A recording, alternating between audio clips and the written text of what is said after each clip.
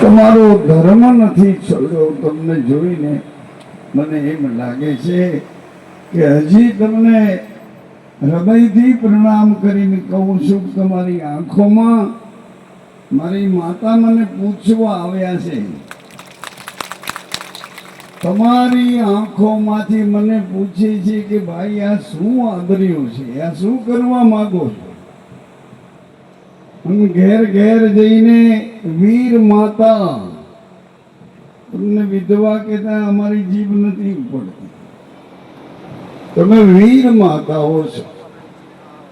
ચારે બાજુથી કોઈ તમારું નથી ને તમે તમારા પતિનો ધર્મ તમારા હૃદયમાં રાખીને સાચવ્યો છે. એના અમે દર્શન કરવા ને એની અમે પૂજા કરવા આવ્યા છે. રાજસ્થાન મારવાડ પ્રદેશમાં વિધવા માતા બોલવાની મનાઈ છે. વિધવા નહીં કહેશું, આ બધી માતાઓ એક એક દીકરો સરહદ ઉપર મોકલ્યો છે. બધા સરહદ ઉપર શહીદ થઈને અમર થયા છે.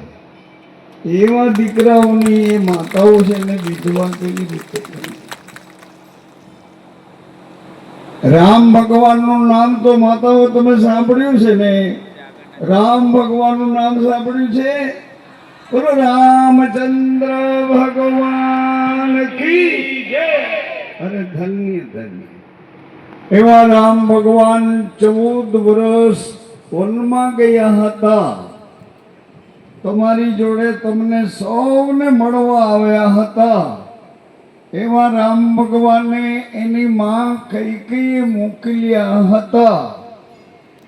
રામ ભગવાને માને પ્રણામ કર્યા. માં શું હુકમ છે કે રામ તમારા પિતાજીને તમને રાજા બનાવવાના મનસુબા મનોરથ જાગ્યા છે. હે રામ તમને રાજા બનવું છે. ભગવાન રામ કહે માં તું જેમ કહીશ તેમ કરીશ, જેમ કહીશ તેમ કરીશ. તું રાજા બનાવે તો રાજા બનીશ, તું જે બનાવવા માંગે તે બનાવ. માં તું મારી માં છે. કઈ માએ કીધું કે રામ તમને રાજા બનવું હોય તો એવા રાજા બનો સાર્વભૌમત્વ